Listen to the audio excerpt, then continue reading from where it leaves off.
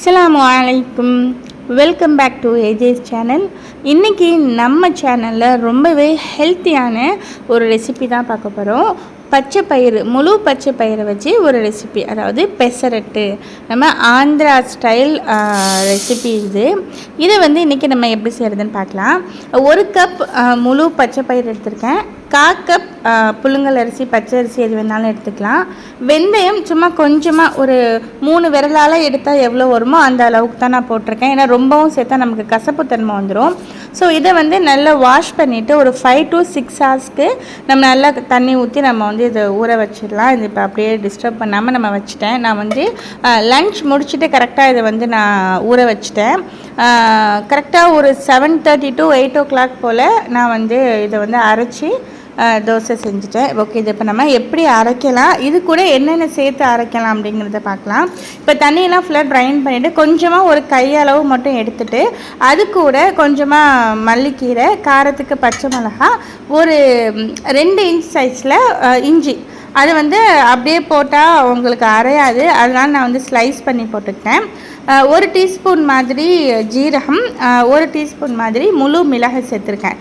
இப்போ இதை நம்ம தண்ணி சேர்க்காமல் கொஞ்சம் குறன்னு அரைச்சிக்கலாம். ஏன்னா இந்த ஃபுல் மாவையுமே நம்ம ரொம்ப இட்லி மாவு மாதிரி அரைக்காமல் கொஞ்சம் ஒரு மாதிரி குறன்னு தான் நம்ம அரைக்க போகிறோம். இப்போ இதை நான் தண்ணி ஊற்றாமல் கொஞ்சம் குறன்னு அரைச்சி எடுத்துக்கிட்டேன். இப்போ நம்ம ஃபுல்லாக நம்ம எல்லா பச்சை பயிரையும் சேர்த்துக்கலாம். எல்லா பச்சை பயிரையும் கூடயே நான் ஏன் அதை சேர்த்து அரைக்கலைன்னா அது ஒழுங்காக அரைப்படாது, அந்த ஜீரகம் அந்த மிளகுலாம்.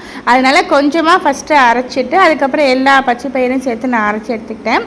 இப்போ ஃபுல்லாகவே அரைச்சாச்சு. இப்போ நம்ம தேவையான அளவு தண்ணி ப்ளஸ் உப்பு சேர்த்து நம்ம ஒரு 1/2 an hourக்கு நம்ம இதை அப்படியே டிஸ்டர்ப் பண்ணாமல் ஒரு பவுலில் சேர்த்து வச்சிடலாம். இப்போ இதுக்கு ரொம்பவே சூப்பரான டேஸ்டியான இஞ்சி சட்னி இதுக்கு செஞ்சுருக்கேன்.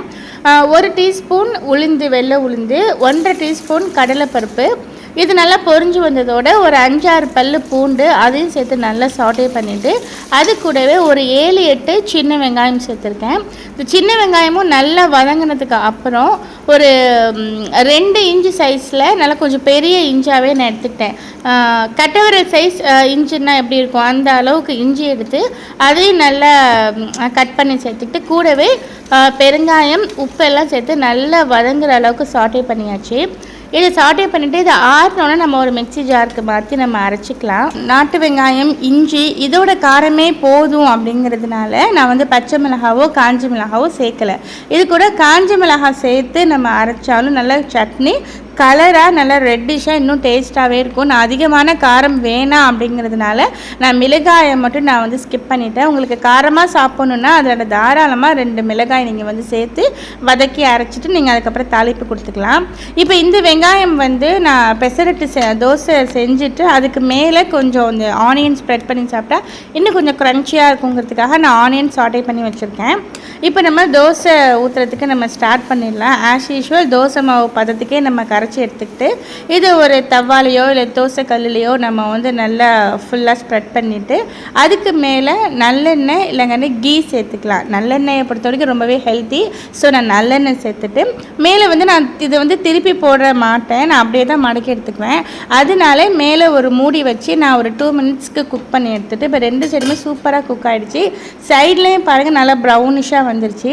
இப்போது நம்ம சாட்டே பண்ணி வச்சுருக்க ஆனியனை மேலே கொஞ்சமாக ஸ்ப்ரெட் பண்ணிவிட்டு நம்ம தோசையை மடக்கி எடுத்துடலாம். அவ்வளோதான், சூப்பரான ஹெல்த்தியான பெசரட்டு ரெடி. நம்ம இந்த மாதிரி கிறிஸ்பியாகவும் சாப்பிட்லாம், இல்லை அடை மாதிரி செஞ்சும் நம்ம சாப்பிட்லாம். நான் இந்த மாதிரி கிறிஸ்பியாக கொஞ்சம் மொறுன்னு தான் நான் செஞ்சு சாப்பிட்டேன். கண்டிப்பாக மந்த்லி ஒன்ஸ் இந்த மாதிரி ட்ரை பண்ணி பாருங்கள். இந்த வீடியோ பிடிச்சிருந்தா உங்கள் ஃப்ரெண்ட்ஸ் அண்ட் ஃபேமிலிக்கு ஷேர் பண்ணுங்கள். ஏஜேஸ் சேனலை மறக்காமல் சப்ஸ்கிரைப் பண்ணுங்கள். இன்ஷா அல்லாஹ் இன்னொரு நாள் இனி ஒரு இன்ட்ரெஸ்டிங்கான வீடியோவில் மீட் பண்ணுறேன். தேங்க்ஸ் ஃபார் வாட்சிங். அஸ்ஸலாமு அலைக்கும்.